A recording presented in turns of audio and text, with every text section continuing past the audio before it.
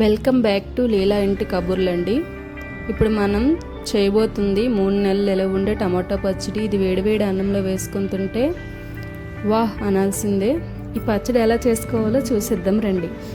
దీనికోసం ఎర్రగా ఉన్న పళ్ళని తీసుకొని వాటిని ఉప్పు వేసి అరగంట సేపు నానబెట్టుకోవాలండి. తర్వాత తడి లేకుండా నీట్గా తుడుచుకోవాలి. టమాటా పళ్ళని చెమ్మ ఎక్కడ లేకుండా ఫ్యాన్ గాలికి ఆరబెట్టుకోండి. తర్వాత ఒక టమాటాను 4 ముక్కలు వచ్చినట్లుగా కట్ చేయండి. వీడియోలో చూపిస్తున్నట్లు కట్ చేయండి. మొత్తం తొడుములు కూడా తీసేసి కట్ చేయండి.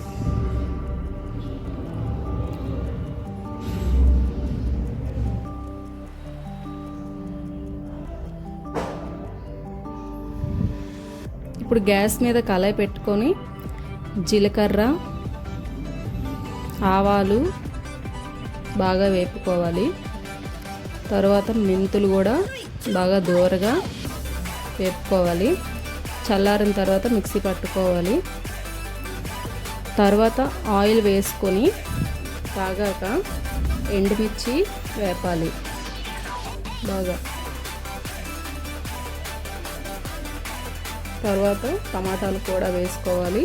బాగా కలుపుకొని మూత పెట్టుకొని మధ్యలో కలుపుతూ ఉండాలి. వాటర్ మొత్తం ఇంకిపోయినంత వరకు మధ్యలో కలుపుతూ ఉంటూ చూసుకోవాలి. వీడియోలో చూపిస్తున్నట్లు కలుపుతూ ఉండాలి.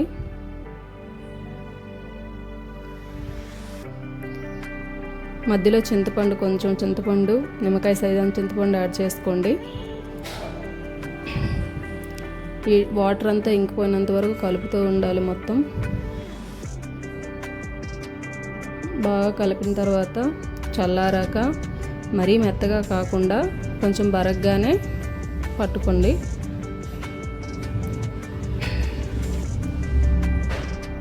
దీనిలో ఇందాక మిక్స్ చేసుకున్న మెంతి ఆవపిండి పౌడరు అండ్ మిర్చి పౌడరు అన్నీ వేసి బాగా కలుపుకోవాలి.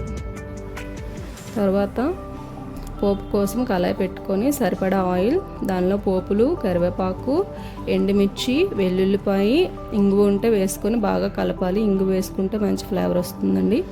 బాగా వేగిన తర్వాత స్టవ్ ఆపి చల్లారాక మనం మిక్స్ చేసి పెట్టుకున్న టమాటా పేస్ట్లో ఆ పోపును వేసి బాగా కలుపుకోవాలి. గుర్తుపెట్టుకోండి, బాగా చల్లారిన తర్వాత మాత్రమే టమాటా పేస్ట్ని కలుపుకోవాలి. లేకపోతే ఎక్కువ రోజులు ఉండదండి, పాడైపోతుంది త్వరగా. అంతేనండి, 3 నెలల పాటు నిలవ ఉండే టమాటా పచ్చడి రెడీ అయిపోయింది. దీన్ని వేడి అన్నంలో వేసుకొని తింటే వాహ్ అనాల్సిందే. మా పాప చూసారా ఏమంటుందో, బాగుంటుంది. ఈ వీడియో మీకు నచ్చినట్లయితే సబ్స్క్రైబ్ చేయండి అండ్ లైక్ చేసి షేర్ చేయండి. ఇంకొక వీడియో మళ్ళీ కలుసుకుందాం. బాయ్.